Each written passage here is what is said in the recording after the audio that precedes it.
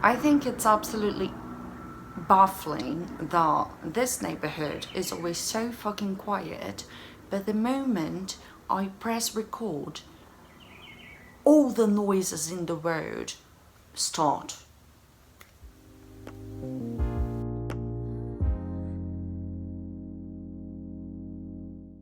It's currently 31 degrees Celsius, so if I start sweating in the middle of this video, I'm gonna need you to mind your business. Well, hello there, welcome back. Today I'm here to do my August wrap-up, but I'm gonna try to do this as quickly as possible because it's so fucking hard. No, like really, it feels like a free sample of hell. During the month of August, I actually read 10 books in total, which is a lot, you know, for my standards, so don't know what's going on here, but I'm just gonna accept it. The first book I read was the pick for the Feminist as Fuck book club, which was Water's Rise by Renée and Ellen Hagan. This book follows two teenage girls who start a feminist club in the school and about their lives, really. You know, there's not really a huge plot going on. It's about that. Let me just start by saying that I really dislike this book. I'm gonna start with the positives because there are a lot less of those. So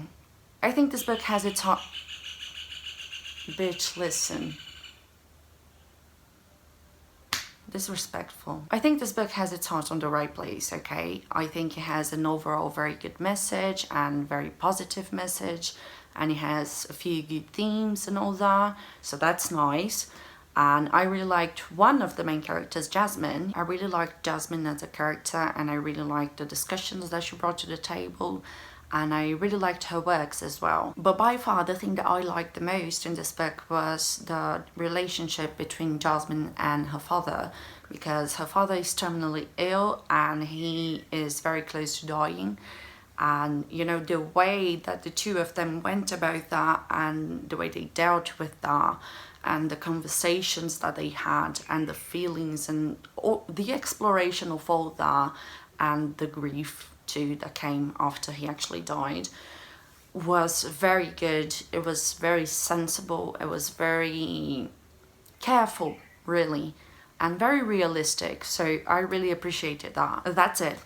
I can't think of any other good thing to say about this book, which is very unfortunate because I really wanted to like this and most of the people in the book club actually liked this, so I am so sorry. This book sounds like it's written by a fucking alien, okay? It sounds like the authors never interacted with another human being, ever. Everyone, every single character sounds like a robot. It honestly sounds like the authors sat down, wrote a few feminist speeches on, you know, a few specific themes, and then created situations in which the characters could say those speeches. Every single conversation in this book was just a lecture, you know? Like, that's not how life works. Like, I'm an intersectional feminist. I've been a feminist for years now, and like, sure, every now and then me and my friends would talk about feminism and,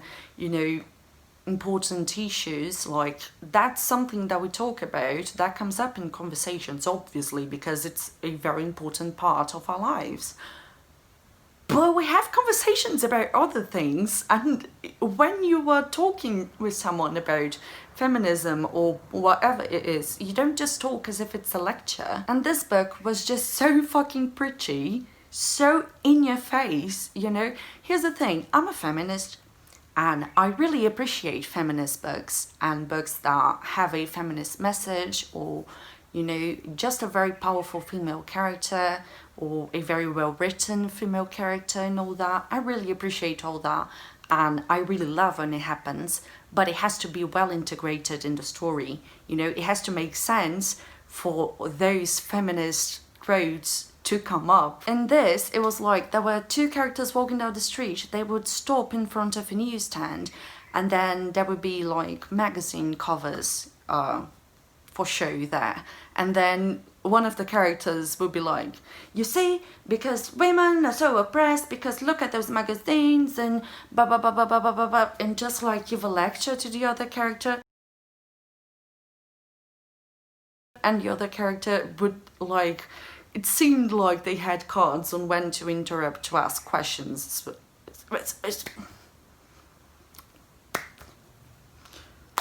Okay, and one of the main characters was just absolutely unbearable. You know, whenever I saw that the chapter was hers, I would just be like, please God, no, please. And I have a huge problem with the fact that this book claims to be intersectional but never once brings up disability or queerness or transness. Like, trans people were never once mentioned. Like, what type of intersectionality is this? And oh my God, everyone will be saying that Chelsea was this amazing artist, an amazing poet, but most of her works made me cringe so fucking bad. I hate it when a book or a movie tells me how talented and amazing and artistic this character is, and then when they actually show the works, it's so fucking bad.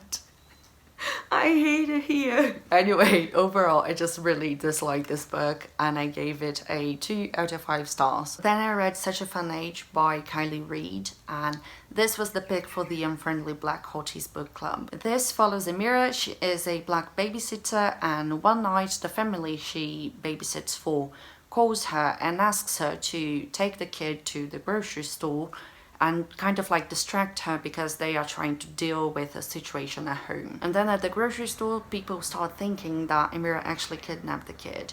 So it becomes a whole ass situation. But even though the book is publicized as being about that, it's actually much more about performative activism and how harmful it actually is. I loved this book. We got to see things from Amira's point of view and also from Alex's point of view, and Alex is Amira's boss. And oh my fucking God, that woman is a manipulator, first of all, but oh my God, it was super intriguing. I really loved reading about these characters. Alex is just, she needs help. She was absolutely infuriating, and whenever I was reading about her, I would be like, oh my fucking God, how can you go there? Like, really, how can you go there? But that was the intention, so it was just, it was so good. I really loved Amira, and especially everything related to her job and her career. Amira's in her late 20s, and though she graduated at college, she works as a babysitter, and there's a lot of pressure from outside for her to be more and do something else with her life, really. But she feels pretty content being a babysitter, and she really likes the kid that she looks after, and she doesn't really know what she wants to do with her life, you know. So it's very frustrating for her, this whole situation. And the whole part of the story was really fascinating because it's so realistic. And Amira is dating Alex's ex-boyfriend, so that whole situation is so fucking messy, and I love a messy suburban drama, okay? And I love a messy book in general, so this was just everything to me. I thought the commentary and all of the discussions were pretty well integrated in the book, and I thought they were just subtle enough to not be preachy or too in your face. So yeah, I really loved this book. I thought it was great, and I gave it a 5 out of 5 stars. Next I read The Lost Coast by Amy Rose Capetta, and this was the pick for the Perfectly Queer book club. Dani and her mother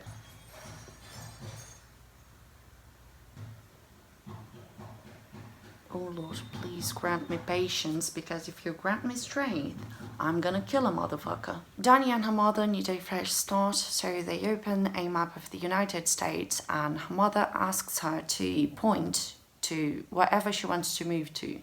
And Dani points to Tempest, California. And this basically follows Dani as she moves to Tempest and finds this group of queer witches. Soon enough, Dani finds out that these witches, the Greys, actually made a spell to find someone that could help them bring back their friend, Imogen, who recently went missing. And Imogen is like the most powerful of the Greys. And of course, Dani is the person for the job. This book felt like a warm hug. Like, I've never felt more seen in a book in my entire life. I related to Dani so fucking much. I don't know how to talk about this, honestly. I loved it so much. The writing in this is very lyrical and poetic, and all the characters are amazing, and I wanted to protect them all. Queer witches, queer found family. Like, what else do you need? I'm really not doing this book justice, but it's so fucking good, and I gave it a 5 out of 5 stars. The next 6 books that I read were for my video of Brazilian books that have been translated into English, so I'm not really going to talk about them much here.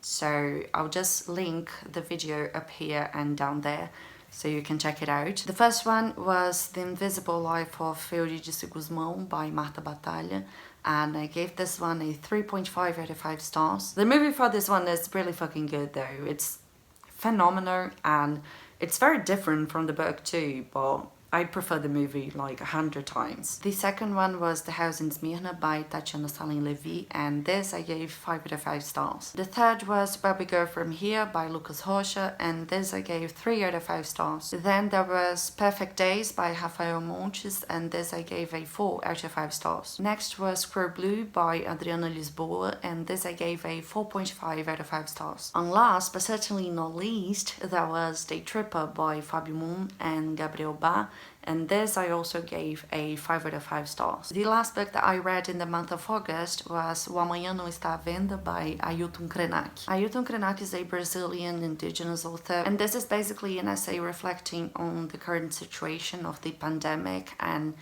the capitalist way of life, and how this whole situation was basically just a matter of time, you know, it was going to end up regardless. We brought this upon ourselves. And it talks about how humanity wants to divorce from nature, as well as the way of life of indigenous communities and how they have to fight to this day, you know, to not be annihilated, essentially. It's a very short essay, but it's also very impactful and poignant. I don't rate non-fiction, so I didn't rate this, but I did find it a very good read. Is she eating again?